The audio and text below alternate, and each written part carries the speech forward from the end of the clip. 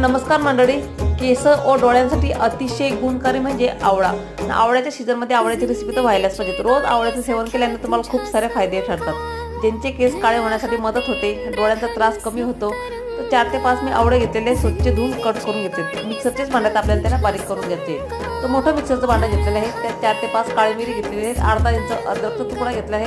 अर्धा चमचा मी काळं मीठ घेतले. अर्धा चमचा जिरा पावडर घेतली. थोडंसं पाणी घालून लिक्विड तयार करून घेते. ते पटकन बारीक होतं. लिक्विड आपल्या इथं तयार झाले. तेच लिक्विड आपल्याला चाळणीनं काढून घ्यायचे.